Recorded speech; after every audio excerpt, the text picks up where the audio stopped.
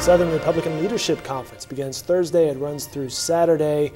Lots of potential presidential candidates will be in town in Oklahoma City, downtown Oklahoma City, across the street from the Cox Convention Center. This guy I usually talk with via Skype or via phone. It's our Washington, D.C. Bureau Chief, Chris Casteel. Thanks for joining us today on the set. It's great to be here, Dave. I love this place. It's so nice. Well, it's cool just being down here in the vibe, watching people walk their dogs and all that.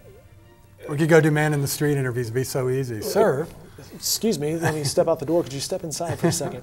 Chris, I want to start this conversation before we set up the conference with, you're in D.C. What's your interaction with some of the political candidates? You see them in a different setting.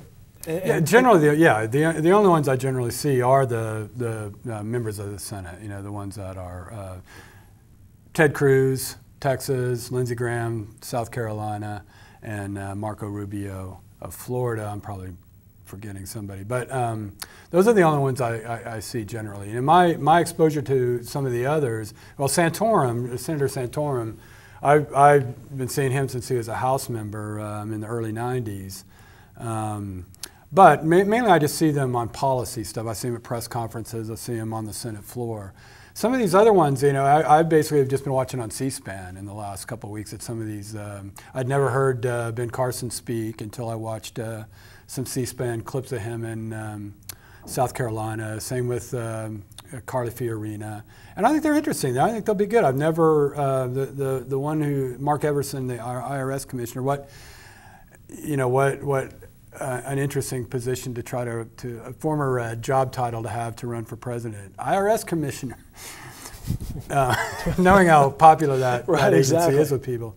But so I've never heard him speak. I'm interested in hearing some of these people live that I've never. Well, and you go straight to my second question. From the Hill to Oklahoma City, what are your expectations this week? Yeah, I don't expect. I think Tom, you and I were talking about Congressman Tom Cole. I was talking to him about this.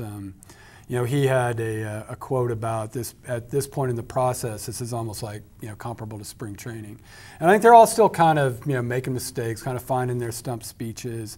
I don't think you're going to hear anything earth-shattering. There may be some emphasis on energy, but not a lot of differences among them on energy, I wouldn't think at all. It's not like they're going to come in here and try to take on the fossil fuel industry or something. It'll be all about, crude exports and everything. But you'll get a sense, I think we'll at least get a sense of how the people in the room respond to them. There were some stories last week.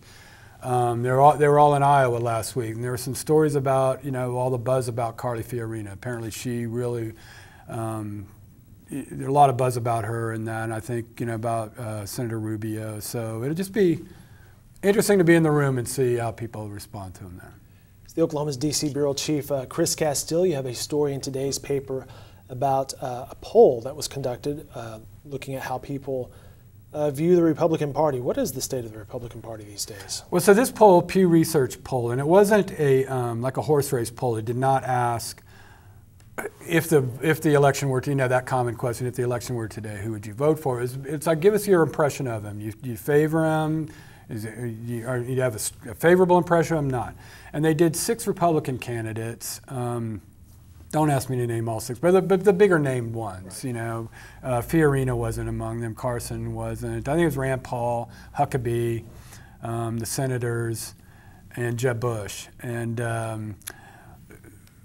most of them were over 50, I think, 50% favorability. But I think one of the points that they made in this survey was that at this point in the cycle, in the presidential cycle, to 2015 with the election a year away, Republicans have a more favorable impression of their field than at comparable points in the last 2 presidential election cycles. That sounded complicated. I think it wasn't really a huge difference. It's just like, at this point, Republicans feel good about the candidates that are out there, I think.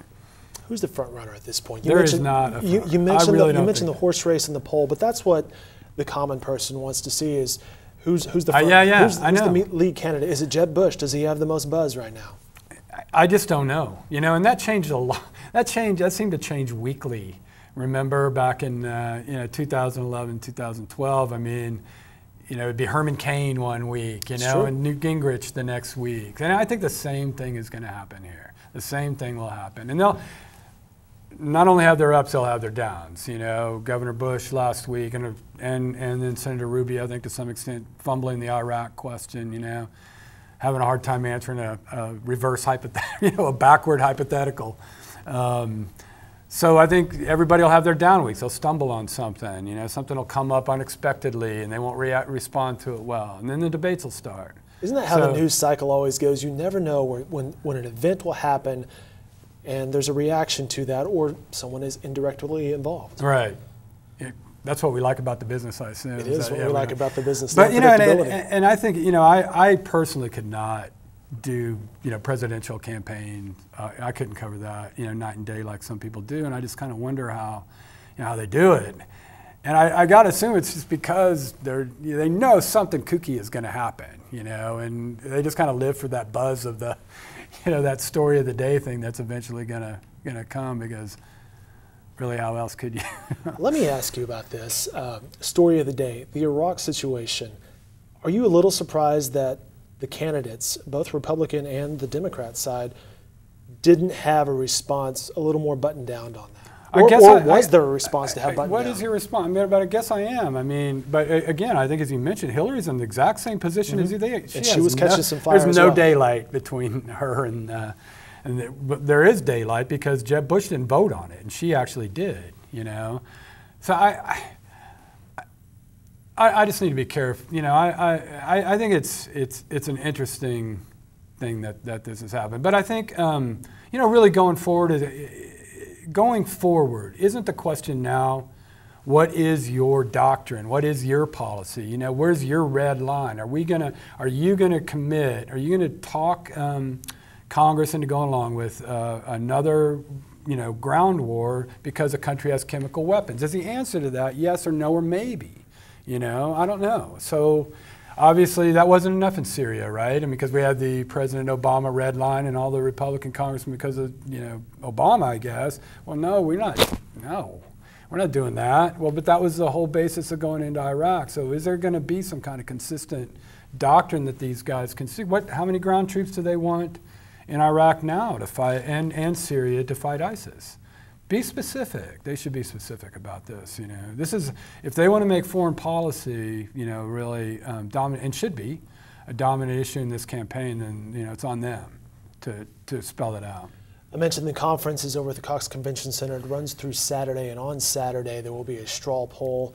What's the significance of that, and what perhaps could be the importance of that for candidates? Yeah, I don't know. It'll be interesting. I mean, it has no, in my opinion, this early on, no lasting effect. Another turn of the crank of the news cycle. Exactly. You know, the big straw poll is the Iowa one. That, you know, that tradition goes back decades, and that is one where candidates literally put in hundreds of thousands of dollars and organizational time and effort, you know, to get people to vote for them. It's a huge deal, but I mean, I don't know who won it last time. You know, I'm sure there's some people in Washington that can tell you who won it last time, you know.